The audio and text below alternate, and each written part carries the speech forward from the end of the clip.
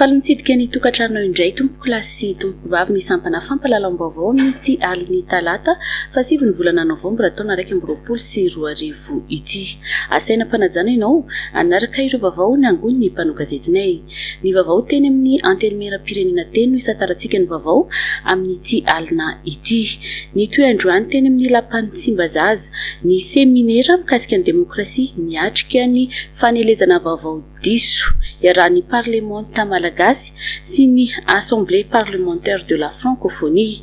Fanelezana vaovao diso izay mahazo vahana amin'ireo tambanjotra serasera hoy ny député IRD voafito amin'ny boriboritany fahenina Rakotoarimanana Tina Maxime. Everiny ity solombamoaka ity fa ilaina ny fandraisana andraikitry ny tsirairay ao anatin'izay fanelezana vaovao diso izay. Fanadia Ediny Volaravoavy sy Tsiro Rakotoarson. Ilaina ny fandraisana andraikitry ny tsirairay manoloana ny fisiany ny fanelezana vaovao diso amin'ny tambazotra tserasera samihafa hoy Rakotoarimanana Tina Maxime solombavam-bahoaka ny boriboritany fahenina eto Antananarivo. Everiny ity parlementaire ity fa tokony ho ampiasaina amin'ny zavatsoa hahatsara ny fiainana ny tambazotra tserasera fa tsy atao analambaraka olona na hanelezana tsao sy langa samihafa izay mety hanapotika olona na firenena. Io aloha zany dia betsaka ny zavatra tokony amboarina sy hovaina mihitsy satria ao anatin'io zany milasa mahatonga zavatra maro, ady mpianakaviana, ady ny praitapo, ady ny firenena indrindra noho ny antony vaovao tsy marina maro no avoaka any amin'ny ainao manjery, any amin'ny tambazotra sosialy, any amin'ny gazety an-tsoratra. Tokony zany isy ireo kokomantsara zany vao mamoaka vaovao. Tokony arahana ny resaka déontologie fanaova gazety zany tokony fanaraka tsara ny olona vao afaka tokony amoaka vaovao. Tiako tenena amin'ilay tokony fanaraka tsara ny fanjakana zany tokony ho entitra mihitsy eo amin'izay zavatra ray. Ny Facebook zao dia lasa baranahany be mihitsy. Raha ohatra ny any Chine moa dia tsy misy an'io, manana ny azy izy fa ny Facebook dia tsy amin'izany ny Chine ka tokony asiana kely ohatra zany angamba eto Madagasikara mandritry ny volana 3 volana mba tsy asiana kely ny Facebook temporisenana ity zava-misy ity satria andro daholo any amin'io Facebook io ny voany zavatra na fanenjehan'olona, fanasoketaina olona, zavatra tsy mety rehetrarehetra. Amin'izao vanim-potoana hidirana amin'ny fifidianana izao dia ilaina ho izy ny fandraisana fepetra entitra avy amin'ny ministeran'ny serasera raha ny fanazavana anoetiny député Rakotoarimanana Tina Maxime.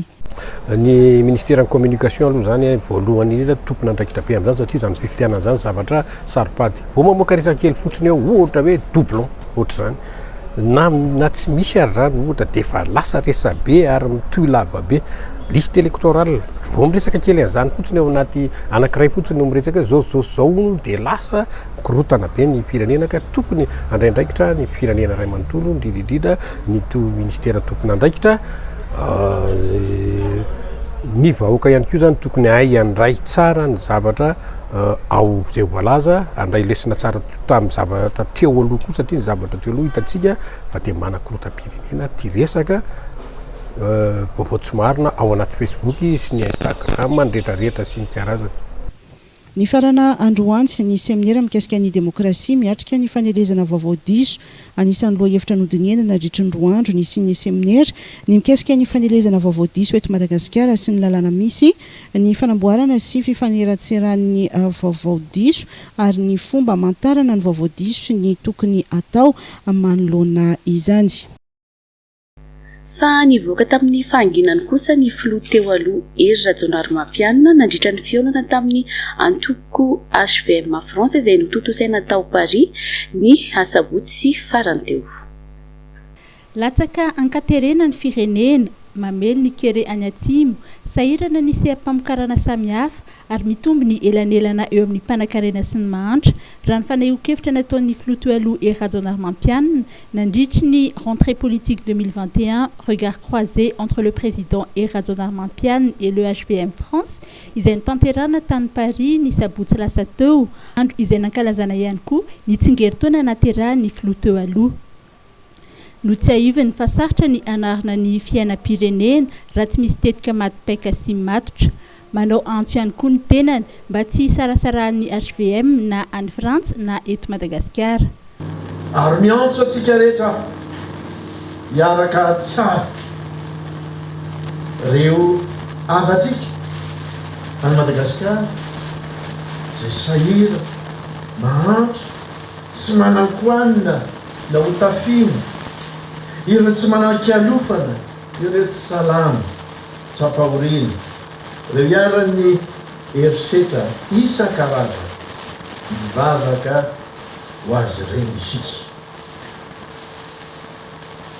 saotra amin'ny zavatra maro samihafa io fa nasehoana teo petsaka ny zavatra efa voalaza teo ary ndraindray na tsy tenitsony arange efa ampy zay ny sary sy ny feo zay hita teo dia miteny lavitra noho ny fitenenana na marina na zavatra maro samihafa. Makasitraka mankatelina ho iavo satria reny no everiko fa fanomezana sarobidy zay atotra reo androany nefa kosa dia ho iavoko aminareo hoe reny no etiko koa averina ny aminareo ho fanomezana sarobidy ho amboara ho anareo tsiraray avy. Nadalo fitaotsarotra isika rehetra firenena rehetra manerana an'izao tontolo izao no nivalan'aretina zay fantatsika ny Covid-19. Mangataka ny mpitondra ankehitriny ihany koa ny filotoa aloha Erajon Armampianina mba tsy hisy ny herisetra politika sy ny fankahalana ary tokony apetraka ny fitoniana ka avotsitra ny gadra politika rehetra. No antitra anterina fa tokony ajaina ny lalàna sy ny lalam-panorenana satria ny tany-tandalàna mantsy no fototry ny fahamarina toeran'ny mpitondra. Nambarany ihany koa fa tokony tandrovina ny fihavanam-pirenena. Miantso ny malagasy any ivelany ny filomba ifanometanana hitady vahaolona mba isandratany Madagasikara. Ny resaka momba ilay raharaha ny sinagadra nanjavona tao amin'ny fonjany manjakandriana sy namaly ny fangatahana nataon'ny filoham-pirenena teo aloha Erajon Armampianina ny minisitra ny fitsarana Imbiki Erlaza fanampanazavana avy hatrany. Izy io moa zany nisy ny ataontsika hoe ny chef d'établissement maro niova tamin'ny herintaona zany na tamin'ny voalohany ty taona raiky amby roapolo sy roa arivo ity. Misy moa zany ny ataontsika hoe ny opération ataon'ny mpitandron'ny filaminana zay miara-miasa aminay moa zany amin'ilay hoe famerenana ny fandriam-pahalemana. Dia tanatin'izay moa zany raha tany Miandry Vazy manokana iny resaka iny no nisy olona zay voatifitra izany dia teo no nafantarana zany fa olona tokony mbola tany amponja ry zareo ireo. Ary rehefa nataonay ny fanadiadiana zany dia hita fa teo anivon'ilay passation zany hoe teo anivon'ny passation ilay chef d'établissement vaovao sy ilay chef d'établissement taloha zany no efa tsy teo ireo olona ireo telo amin'ny telopolo mahery izy ka manoloana an'izay zavatra zay zany dia efa nanokatra fanadiadiana anankiroa zay. Voalohany fanadiadiana zany amin'ny lafiny administratif eto amin'ny ministère fitsarana fa ny faharoa zany dia fanadiadiana ihany koa ny lehibe ny fampanaovana ny Miandry Vazy mihitsy rehefa nomena ibaiko hijery mivantana hoe inona ny zavatra mety misy satria araka ny voalaza manko dia mety nisy kolokolo zany nanodidina n'izay zavatra rehetrarehetra izay. Izahay dia hatreto dia mbola mametraka foana hoe tsy manaiky an'izany famoahana voafonja amin'ny fomba tsy ara-dalàna izany fa dia tsy maintsy manara-maso izahay ary mba ahafana mahita ny marina moa nanaovana izay fanadihadiana maro isan-karazany izay. Ny fahafantarako azy aloha hatreto eto Madagasikara dia tsy misy gadra politika. Reny olona ireny zany dia matetika mpanao politika na mpanao gazety dia tsy resaka politika zany hoe fanehoan-kevitra ara-politika, tsy resaka fanaovan-gazety zany hoe amin'ny mampanao gazety azy no nanenjana azy no nanana tonga ny fanasaziana azy.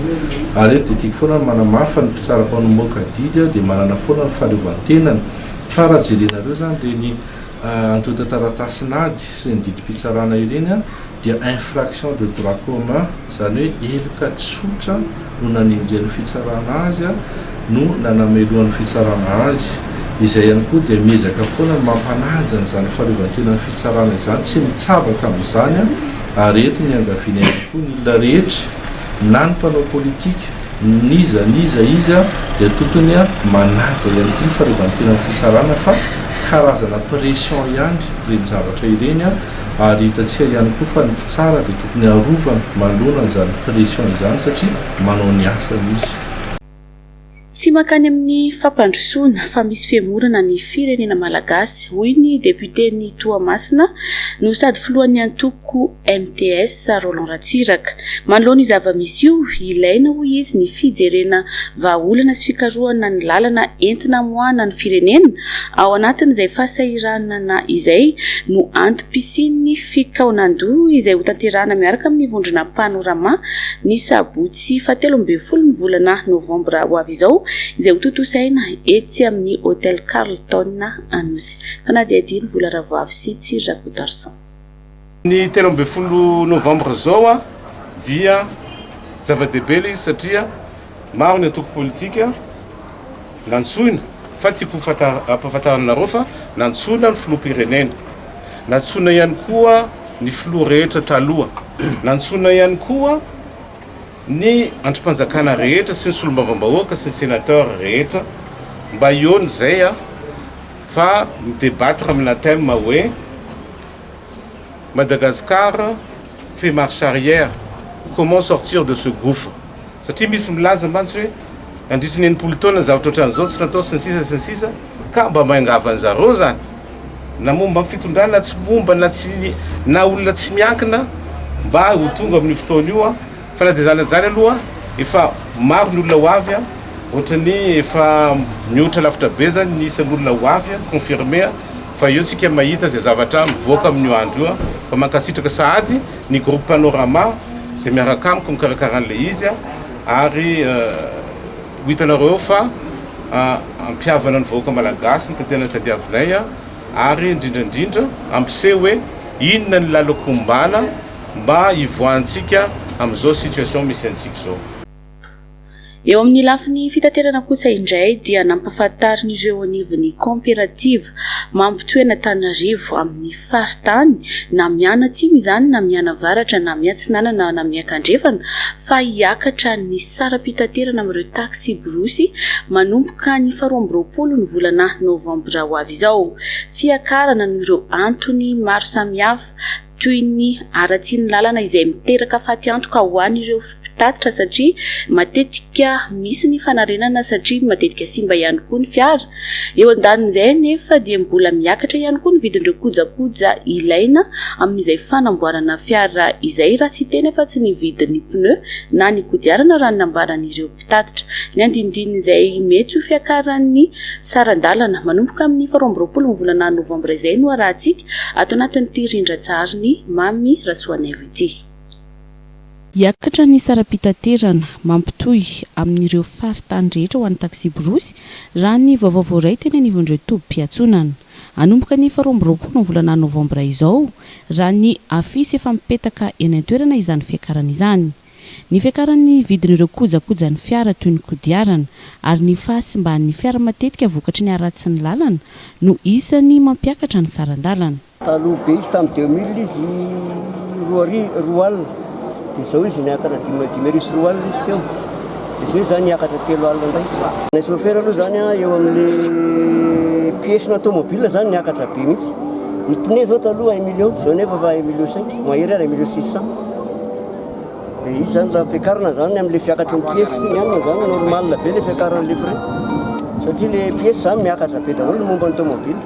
Tsy manan-tsafidy sy tsy afa-manoatra kosa ireo mpandeha manoloana ny mety ho fiakaran'ny sarandalana raha nambaran'izy ireo. Miakatra aloha enjana be aminay aloha zany aloha tena marina, tena enjana be aloha fa zay ny tsy afa-manoatra sy vezivezy foana. Aratsy ny lalana. Ratsy be ny lalana avy Ambondimamy jusqu'à Diogo. Mety aminay fa ny tompony tomobily baka ny toeram-pahefana farany. Tsy ariny nilay vidy pièce saka tsy karakaraha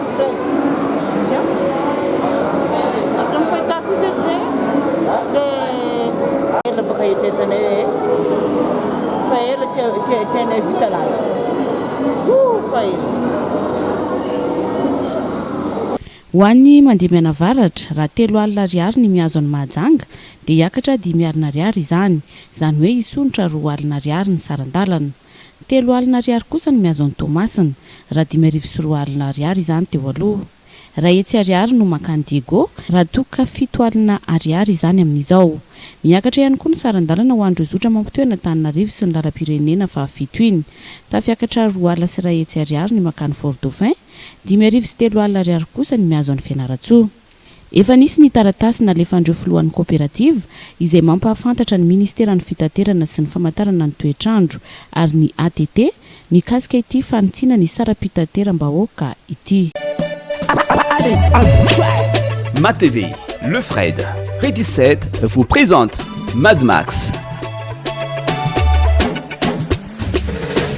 Le vendredi 12 novembre à 19h à l'hôtel Le Fred, Farawich. Animation DJ Daddy Cool. Point de vente MaTV en Kourjan et Le Fred à Farawich. Infoline 034 97 645 67. PAF 25 000 arrière. Batimax vous présente Cyberbike. Faites du sport en vous amusant. Avec Cyberbike, amusez-vous avec toute la famille. Découvrez les différents circuits avec votre personnage et véhicule préféré. Sous l'eau, sur terre ou dans les airs, relevez le défi et devenez imbattable. Cyberbike est compatible avec votre console Wii ou PS3. Disponible de suite chez Batimax Indahar pour un prix remisé à 240 000 arias. Offre valable jusqu'à l'épuisement de stock. Batimax, la qualité au meilleur prix. Lafim-baovao hafa kosa indray dia miroso ny fanavozana ny saritanin'ny Madagasikara. Tanterahan'ireo anivon'ny fohy be tao saritanin'ny Madagasikara iarahana amin'ireo mpiara-miombonantoka. Izany no atao dia afahana manana totakevitra vaovao amin'ny alalan'ny fanavaozana ny saritany entina natanterahana sy ametrahana ny drafy mpanajariana ary ampiasaina amin'ny sehatra samihafa. Fanadiadiny Volaravavy sy Tsidrako Tarson. Tsy mifanaraka amin'ny vanim-potoana misy ankehitriny ireo antotan-kevitra mikasika ny saritany ny Madagasikara. Ny taona 1990 no farana natanterahana ny fandrafetana ny saritany manerana ny nosy ary ankavitsiana ny fanavaozana ny tanterahana nandritra izany tamin'ireo faritra samihafa raha nambara ny tompon'andraikitra. Ao anatin'ny fanatanterahana ny tetika Kazef izay vatsiny ny Bankirasa-pirenena miroso ankehitriny ny fanavaozana ny saritany Madagasikara izay tanterahan'ny ministeran'ny fanajarianan-tany sy ny fananan-tany.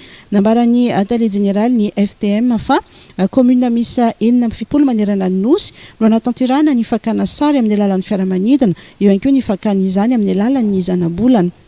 Ho an'ny Madagasikara amin'ny ankapobeny moa zany efa tena ela nisy hoe couverture nationale farany efa tany amin'ny talohan'ny taona 70 tsy haiko akory ary na le daty fa zao zany tsika dia isorana amin'ny fitondram-panjakana moa manao zava-dehibe an'ity asa ity zao zany tsika vao misy indray hoe fanavaozana toy izao ny ataontsika hoe akora fototra afahana mahazo saritany vaovao saritany marina nisy ihany be dia be nandritra ny fotoana maromaro zany hoe manao kely etsy manao kely eroa zany hoe misy faritra ohatra hoe Antananarivo zao vao tamin'ny taona 2024 mety nisy fa raha hoe mahenika Madagasikara ray manontolo toy ity tetika sara ity zany dia vao zao indray vao nisy hatramin'ny fanjanahantany akaty hoe tena mandrakotra manontolo ny firenena. Maro tombony ho azo aorian'ny fanavaozana ny saritany eto Madagasikara tanterahana ankehitriny hoy ny fanazavana. Maka daholo ny toerana rehetrarehetra fa misy ny tendrombohitra, misy ny avoana sy ny karazany dia maka koa izay ny atao hoe modèle numérique du terrain. Le modèle numérique du terrain zany azo adika amin'ny teny tsotratsotra hoe le paozin'le topoan'le tany mihitsy le hoe ito le mivonto dia ito le milepona sy toy izany dia noho izany indrindra ny ampiasaina an'le fitaovana anankiray indray le akanan'le hoe acquisition na données lidar. Le données lidar zany ahafahana mahazo ny modèle numérique du terrain io. Tanjona amin'ny fampiasana an'le lidar zany voalohany aloha anitsiana an'le sary mba ho marina tsara ny rehefa rehetrarehetra ho ampiasaina amin'le izy rehefa avy eo. Fa faharoa manarak'izay azo ny mpanao fanajariana ampiasaina rehetrarehetra mpanao fanajariana rehetra ampiasaina koa zany modèle numérique de terrain satria efa tena le hoe topographie an'le tany le teknika vaovao taty afara le lidara zany afahana mahazo précision tena ambony be efa tsy mifana lavitra intsony amin'ny hoe anao manao levé na mitovy mihitsy ary amin'ny manao levé topo terrestre dia zany hoe rehefa vita zany ty asy ty dia ny faritra tanàn-dehibe rehetra eto Madagasikara dia efa hanana an'izay modèle numérique du terrain zay koa zany hoe ho amin'ny mpamboly tia mahatra bassin versant izy na toy izany dia mahazo modèle précis na reo mpanao fanajariana ny lemaka ohatra hoe hijery fanarin-drano sy ny namany dia afaka mampiasa ny modèle numérique du terrain io ihany koa zareo. Ankoatr'izay manaraka ny fenitra ary azahoana tota-kevitra marina ny teknika rana mandritra ny fanatanterahana ny fakana saritany manentana ny rehetra tsy hanana ahany ny tompona andraikitra mikasika ireo sidina tanterahana sy ny fidinana ifotony ataon'ireo teknisiana mikasika ity fakana saritany ity. Raha ny fantatra dia itoy amin'ny taona 2024 ny fanatanterahana ny fanavozana ny saritany ny Madagasikara. Mikasika izay resaka fanajariana izay hatrany dia anaovana tetikasa fanajariana ny manodidina ny rokadiny arivo mba hisorohana ny firongatry ny fanajariana tsy ara-dalàna. Misy araka izany ny tetikasa irahan'ny ministeran'ny fanajariana ny tany sy ny AFD ho totosaina ary nisy ny fivoriana mifandraika amin'izay tetikasa izay fanadihadiny Lovaramantsoa sy Mamy Rasoaneva. Ny fanadihadiana dia horaiketina ao anatin'ny atao hoe draft-panajariana amin'ny atsipriana plan d'urbanisme de détail ny padarina dia ilay programme d'aménagement et de développement sur les abords ny rocade nord-est. Eo ampamolavolana zay tsika zavatra ialana zany dia développement anarsika manodidina ny lalana tsara tarehy zay ananatsika iny. Miezaka makalesana tsika tamin'ny zavatra zay niainana tany aloha na nantsika ny boulevard de l'Europe na nantsika ny bypass fa ny tantona zany dia manao an'izay mesure d'anticipation zay ahafahantsika mametraka draft-panajariana. Ny draft-panajariana mapetraka araka ny tenen'ny madame Ege teo dia arahana mamolavola miaraka amin'ny commune anankitelo fa tsy ny commune anankitelo ihany fa iarahana ihany koa miaraka amin'ireo tompon'andraikitra rehetra anisan'izay ny APIPA anisan'izay ny IPAM. Ny APIPA no misahana ny lafin'ny resaka fanajariana ny plaine n'Antananarivo iarovana amin'ny lafin'ny resaka tondradrano sy ny nama. Dikan'izay zany na dia te hampandroso ary isika dia voafetra ihany satria voleto Antananarivo renivohitra ny zavatra no resantsika. Ny tandona androany zany voalohany mahafantatra hoe atraiza ny fandrosin'ilay fanadihadiana sy ny famolavolana n'ilay draft-panajariana amin'ny atsipriana. Faharoa tafapetraka ary atao hoe miasa ilay komity mpitarika sy mpamolavola an'ilay draft-panajariana amin'ny atsipriana na le comité de pilotage teo zany manakitra mahita hoe inona zavatra misy inona zavatra tsy misy satria ireo comité de pilotage eo dia nisy an'ilay convention zay natao ao anatin'ilay convention ny fanarahana hoe reto ny zavatra azo atao reto ny zavatra tsy azo atao fa ao anatin'ilay fanarahana ihany koa le convention mametraka hoe tokony misy ny famokarana ny resaka démarche partenariale zany hoe ifanampian'ny tsy miankina sy ny fanjakana. Nanatanteraka fihaonana tamin'ny mpanao gazety kosa androany teny Tsimbazaza ny député ny Toamasina Ronald Ratsiraka. Nandritra izany no nanaovany Antsoavo manoloana ny fisian'ny pipeline avy amin'ny orinasa mpanamboatra menaka ahinina andotony Morontsiraka isian'ny tetikasa Miami. Ny andindin'izay eo amin'ny fanadihadiany Volaravoavo sy Tsirakotarson. Nampaneno lakolosy fanairana ny tompona raiky mpanjakana manoloana ny fandotoana ny Morontsiraka eto Toamasina ny solombavam-bahoaka Roland Ratsiraka nambaranty parlementaire ity fa misy ny pipeline nataona orinasa fanamboarana menaka ao Toamasina ary ahina andoto ny Morontsiraka Toamasina mifanandrify amin'ny Morontsipasika anaovana tetikasa Miami. Miantso ny filoham-pirenena mba hijery manokana ity raharaha fandotoana ny Morontsiraka Toamasina ity ny député Roland Ratsiraka. Manoloana zavatra misy ao Toamasina omaly dia misy orinasa izay manao ampimamba ny ekonomia amin'ny lafin'ny fanodonana menaka dia tsy manaja ny tontolo iainana satria mampasy tuyau miala avy amin'ny port mandeha amin'ny eo manoloana ny hôpital be lycée Jacques Arbe Malanjara Taitsikely izay tuyau andalovana menaka. Donc zany tsy azo ekeny zany indrindra tsy azo atao eo amin'ny toerana io fa toeran-kafa angamba raha tianao an'izany izy ka zay dia miady mafy mba iarovana ny tontolo iainana miady mafy mba anajana ny vahoaka ny Toamasina anajana ny vahoaka malagasy anajana ny tontolo iainana eto Madagasikara. manao antso avy amin'ny filoham-pirenena zay tany amin'ny COP 26 tsisy dikany anaovana kabarany nefa tonga aty ianao dia manosika ny olona tsy hanaja ny tontolo iainana ary manao zavatra ohatran'izany.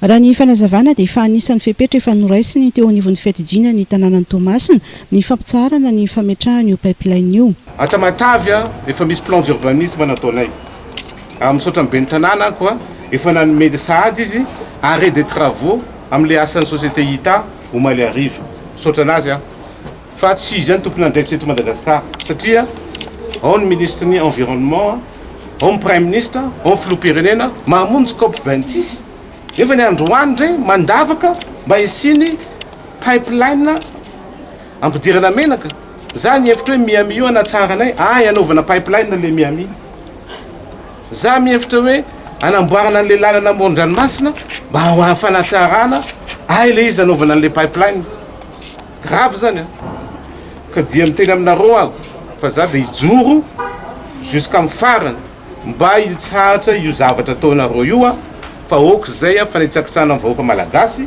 fa nitsakitsana amin'ny vahoaka ny Tamatavy fa tsy rariny tsy azo ekena. Andrasana araka izany ny toy ny ity raharaha ity. Tamin'ity androany ity kosa no nitsidika tamin'ny fomba feno fanajana any ministra ny fitsarana Imbiki Erlaz ny masovony Royaume-Uni miasa sy monina eto Madagasikara Andriamatoa David Ashley ny vohitra nandritra ity fitsidiana sy fihaonana ity ny fanatsarana ny lalàna mifehy momba ny fonja eto Madagasikara. Fanadiadiny Lovaramanatsoa.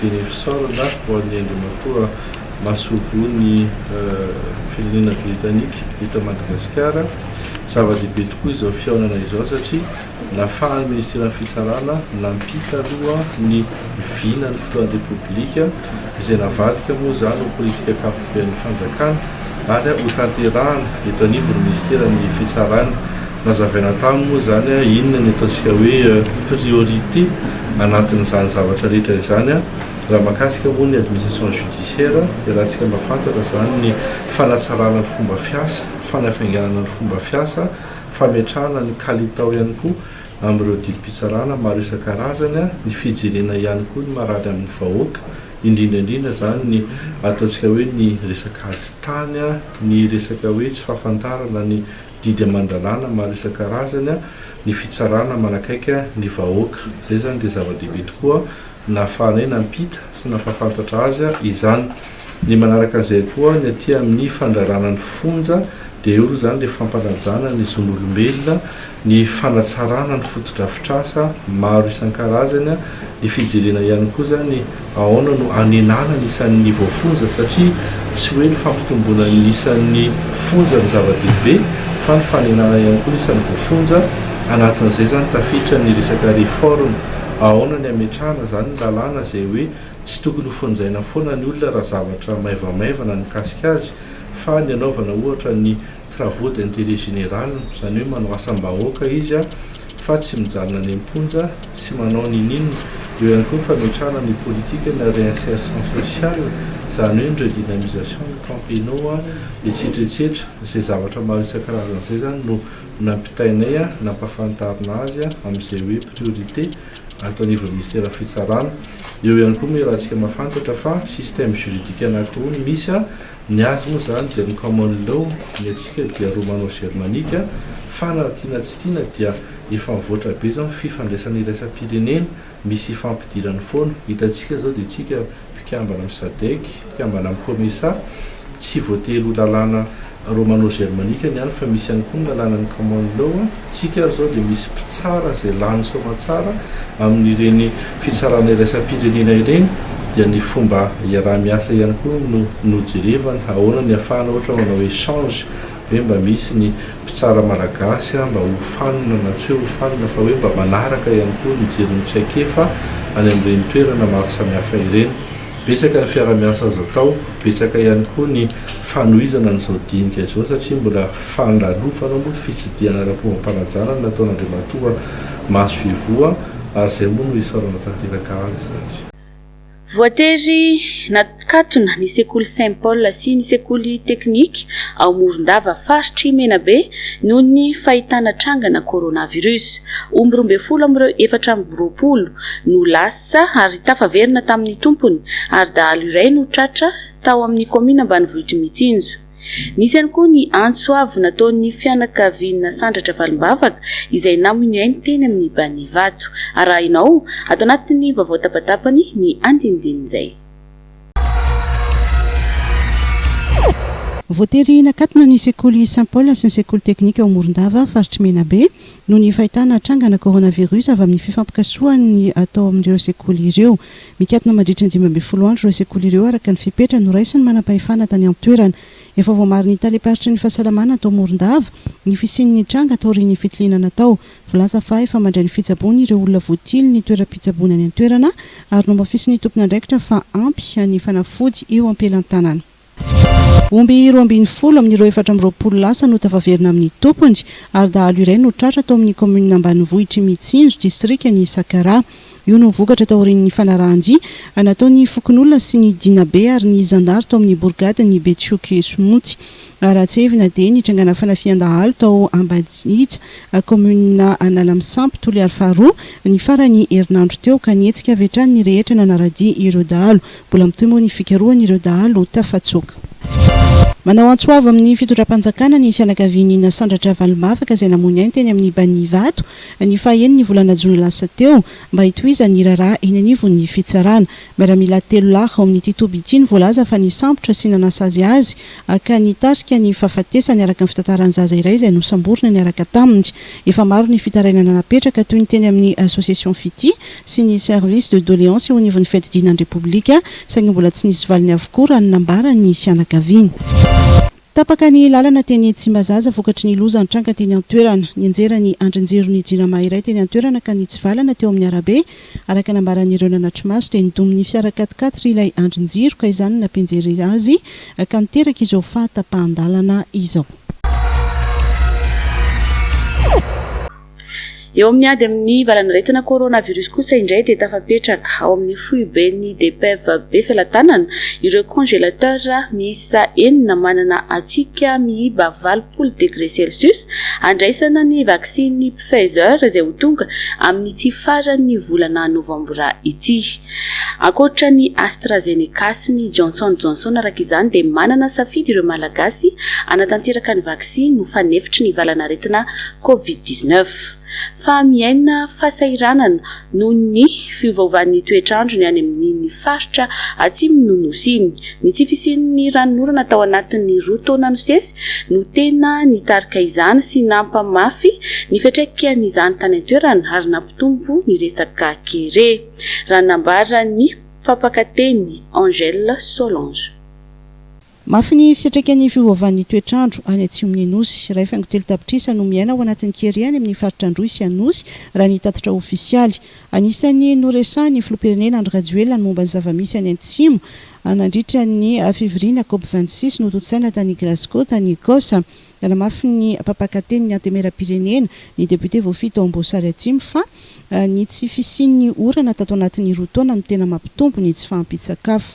Fisaorana ny filoham-pirenena zay tsy magnadigno an'igny faritra atsimo igny fa na dia agny fitan-dranomasina zay izy dia miady ho an'izany tapany atsimony Madagasikara zany.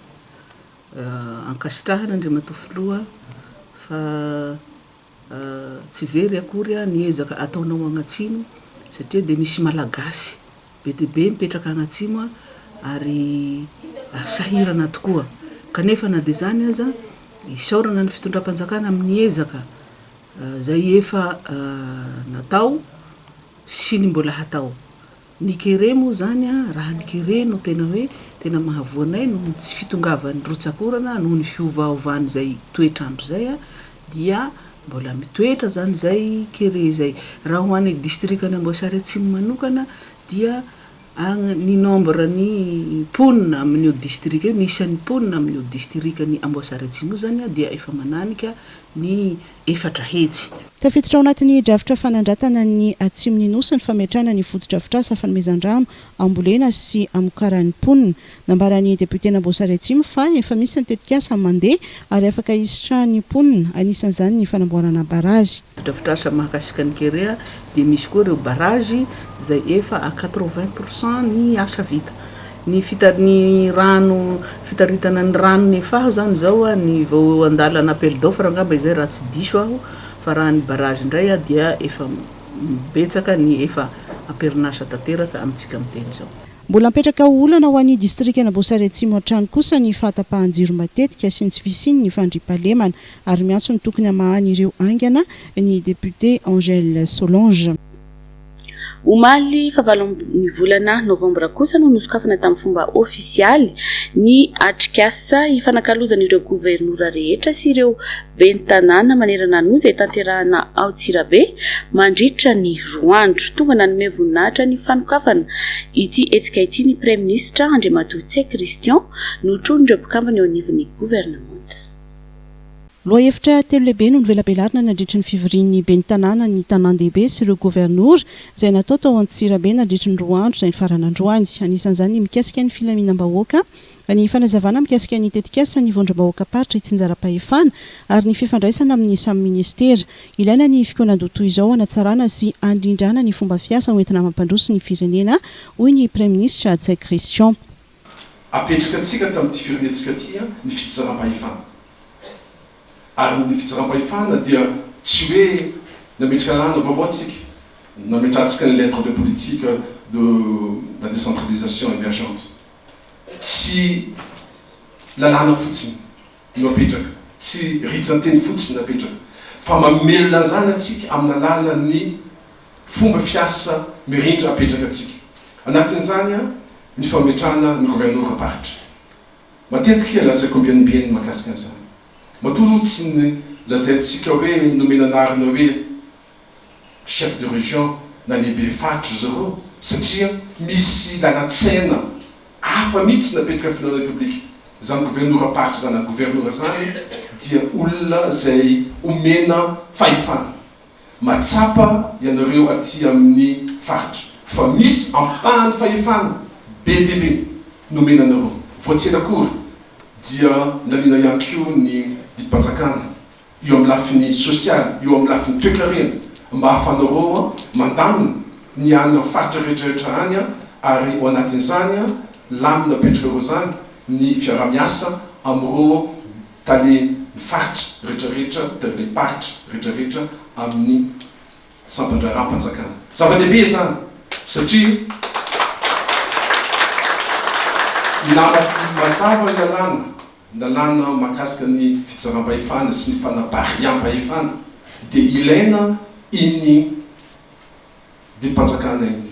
Ny antony dia tsotra, matsapa isika fa mitady tsy andeha amin'ny tokony ho izy ny fandaminana any amin'ny asa-panjakana. Ary tena mampalahelo dia zao, tsy manao ny asa ny boatengitry omersako dia izy no ompany, izy no omena tsiny ny finanana publika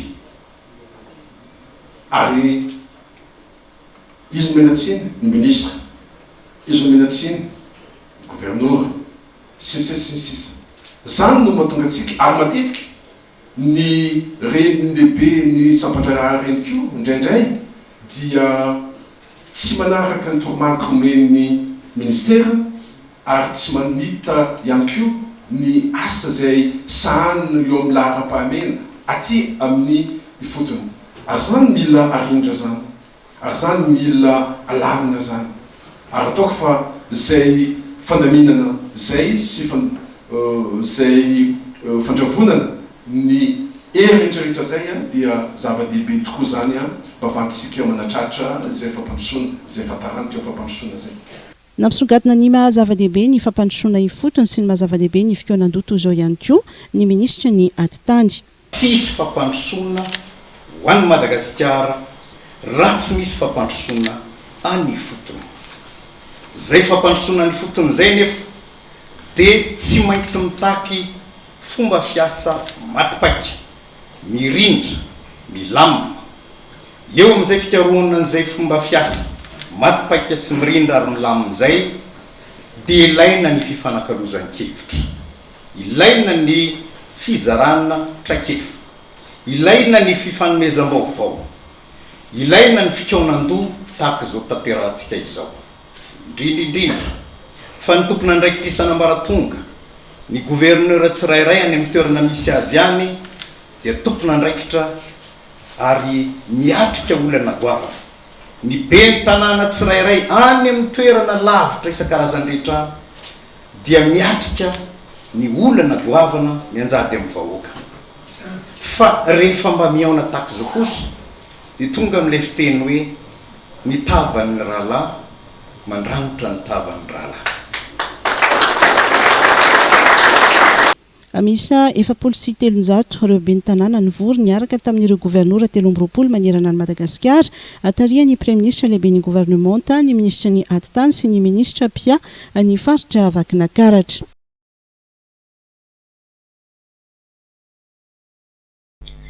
Pejany toe-karena kosa indray dia tokony hivelatra eo amin'ny sehatra ny fandraharana isika eto Madagasikara, indrindra fa taorian'ny fandalovan'ny krizy ara-pahasalamana COVID-19 iny. Ilaina ihany koa ny manome sehatra ny vita malagasy ao anatin'izay fandraharana izay. Isy araka izany famelabelarana ataon'ny mpitandrina Izaka Andriamampianina mikasika izay tontolo ny fandraharana izay. Ny andindin'izay avy hatrany. Niova endrika ny fandraharana maneran-tany taorian'ny fisian'ny valan'aretina COVID-19, tsy vitsy ireo orinasa no niova fomba fiasa, nampiena ny isam-piasa na ihany koa nanakato-baravarana mihitsy. Mba hiatrehana ny aorian'ny COVID-19 dia ilaina ny mametraka ho zava-dehibe ny tontolo ny fandraharana indrindra ho an'ny eto Madagasikara. Isy ny famelabelarana ataon'ny mpitandrina sady mpampianatra mpikaroka Izaka Andriamampianina mikasika izany. Mitondrany anazy dia le hoe ny fandraharana malagasy dia misy propon'izany rehefa mijeritsika tojo fahasahiranana antsika rehetra amin'izao fotoana izao, kanefa jereo any amin'ny tanàna sasany toerana sasany hitontsika trano miroborobo miainga ny espasy feno joro kely tsika eo amoron'ny arabe dia jereo ny fiara vaovao rehetra dikan'izany misy karazana fandraharana mety zany ary mamokatra amin'izao fotoana izao na eo ary amin'ny fahasahiranana atrehantsika menakary. Ao ampahadika izay le ataontsika hoe famokarana izay dia misy zavatra telo. Misy le fakingana mazavahoazy loatra zany, kanefa misy ihany koa izay hoe tontolo ny andrarana izay miakina amin'ny fifampitokisana amin'ny mpanjifa, fifampitokisana amin'ny samy nahampandrara, fifampitokisana amin'ireo mpampindram-bola.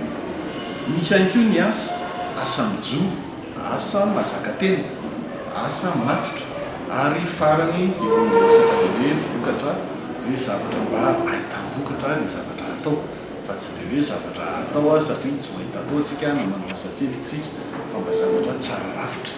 Izay zavatra izay no tianay napetraka hoe miakina be ary tena afaka mitondra zava-dehibe ao anatin'izay le fifampitondrana fiarahamonina maha-kristianina amin'izay resaka hoe fifampitokisana izay fijoroan'ny asa ary fahatelo fahitam-bokatra. Ny zoma zao no anatonsana ny famelabelara-kevitra etsy amin'ny Migama Ivandry iresahana mikasika ny fifandraisan'ny maha-kristiana sy ny fandraharana ary ny sotoavina maha-malagasy. Tanjona dia mba ahatsapa ny rehetra voakasiky ny fandraharana fa mila amboarina ny fifandraisana amin'ny resabola, mila homendanja ny vita malagasy ary mila arindra ny lafy ny fampindramam-bola. Ho fiarovana ny tontolo iainana kosa indray ny ampienana sy anafoanana ny fampiasana ny mercure ao anatin'izay fiarovana ny tontolo iainana izay no isan'ny tanjona sy imason'ny ministeran'ny tontolo iainana sy ny fandrosona lovainjafy miaraka amin'ireo mpiara-mongonantoka ao anatin'ny tetikasa Gold Plus. Ity tetikasa ity izay entina iarovana izay tontolo iainana izay ateraky ny fampiasana mercure ao anatin'ny fitrandrana volamena. Hanomboka tsy ho ela eto amintsika moa ity tetikasa Gold Plus ity. mitondra fahasimbana ara-tontolo iainana ary tsy fahasalamana ny fampiasana ny mercure amin'ny fitrandrahana volamena ho any ao amin'ny commune Voilava district any Mananjary dia ireo mpitrandraka madinika no tena tratran'ireo aretina azo avy amin'ny fampiasana ny mercure amin'ny fitrandrahana volamena. Ny fisehony satria manko reny mpitrandraka vaventy reny no tena mampiasa an'le mercure dia rehefa miparitaka ao anatin'ny rano le mercure dia lasa mivantana amin'le mpitrandraka madinika dia marary le mpitrandraka madinika satria misy an'ireny le aretin'ny tosidra tahaka an'ireny le mandoa rasy sara reny zay ny vokany dia miaraka amin'izay koa le areti-koditra tratrin'le areti-koditra le mangijidy sarotra sotranina ny hoditry ny mpitrandraka madinika zay nisany mitrandraka ny volamena anaty rano dia ankoatran'izay dia tratrin'ireny le lasa mahia kely misy somary le bebe kibo reny ny vahoaka. Ny gouvernement malagasy tena nanao soniny fifanarahana Minamatata amin'ny 13 ary nakatoavana tamin'ny 15 ity fifanarahana ity izay mikendry ny arovana ny fahasalaman'ny mponina ary ny tontolo iainana manoloana ny fiantraikany fampiasana mercure. Tafiditra amin'izany fifanarahana izany indrindra ny fampiatrahana ny tetikasa Gold Plus Madagasikara. Tanjona ho an'ny ministera ny tontolo iainana sy ny fandrosoana Lovainjafy miaraka amin'ny mpiara-miombona atoka aminy ny ampianana sy anafoanana ny fampiasana ny mercure amin'ny fitrandrahana volamena. Fitrandrahana volamena dia sehatra anankiray manan-danja tokoa eto amin'ny firenena satria manodidina eo amin'ny 9 alina eo ireo olona izay mitrandraka ny volamena eto Madagasikara kanefa ireo fomba fiasa fomba fitrandrahana izay volamena izay mazana dia ahitana fomba fiasa izay tsy mitsinjo loatra an'izay fahasalamam-bahoaka izay tsy mitsinjo loatra an'izay fiarovana ny tontolo iainana izay anisan'izany ny fampiasana ny mercure izay singa manapozina sy manimba ny fahasalamam-bahoaka satria mety hitarika ho mamiadana manimba ny any anatin'ny vatan'ny olombelona ihany koa. Eo amin'ny sehatra ny tontolo iainana kosa dia mandoto ny rano ary mitarika ny fahafatesan'ireo zavaboary na biby any anaty rano zany na zavaboary maniry manimba ihany koa ny nofotany ary mety manimba ny rivotra izay iainana ihany koa.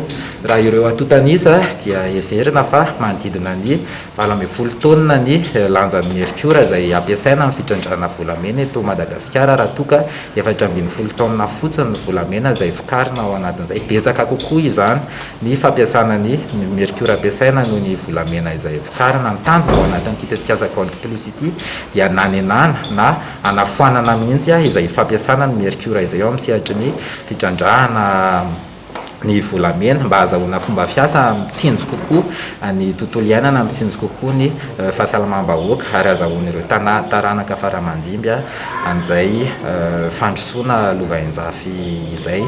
Ny tetikasa Gold Plus dia vinavinaina eo amin'ny $5 eo ary hotanterahana ao anatin'ny 5 taona. No tanterahana androany sy teny amin'ny hôtel Panorama Andrianarivo ny atrikasa fankatoavana ny antotan-kevitry ny tetikasa Gold Plus nandray anjara tamin'ity atrikasa ity ireo mpisehatra rehetra avy amin'ny ministera voakasika ny mpitrandraka volamena ny firaisamonim-pirenena. Eo am-pejin'ny kolontsaina kosa no anakatonantsika ny fotoanan'ny fampahalalam-baovao amin'ity alina ity. Isan'ny lalaon-tsaina malagasy mampiavaka ny malagasy ny fanorona, ny mikasika izay fanorona izay indrindra no arahantsika eto anatin'ity fanadihadiana eo amin'ny sariny Mamy Rasoanaivo ity. Misy karazany maro ny fanorona fa ny tena maro-pahalala dia ny fanoron-tsivy. Toy izao no endriky ny kianja ilalaovana ho an'ny fanoron-tsivy. Zavaiky tamintsika hoe rehefa milalao fanorona zany dia ohatr'izao zany miendriky ny fanorona anatin'ny sain'ny kalao anankiray misy toerana avo ilay laky dia misy toerana misy lavaka ilay atao hoe fonana trano dia ny sisiny io zao natao tamin'ny fantsika 5544 nisany afrina nafitarareo amam-bolana rovolana fa niketrika ny nanao sary mbola film be mbola tantara fa tsara zao zany io sary io zao endriky ny fanorona zao tena mampiseho tanteraka mihitsy hoe maninona ny amin'ny voatany mipetraka eny toerana avo dia reo hoe le firafitry ny fanorona ohatran'ny hoe firafitra Antananarivo na firafitry Menina na firafitry na voatany dia tena hita be misy dia azo atsaina be misy maninona marina moa zany tolo reo eny amboniny eny no mipetraka fa tsy ty ambany. Lalao ankafiziny malagasy tokoa ny fanorona. Nisy moa ny fampirantiana nataony Rabedor Nofy teny Ambatonakanga mikasika ity lalao-tsaina fanorona ity. Dia iny ihany koa tompo kilasy sy tompo vavy no nanakantona tanteraka ny fotoanan'ny fampahalalam-baovao tamin'ity alina ity. Ankasitrahana feo ianao nanaraka izany hatramin'ny farany. Veloma tompoko.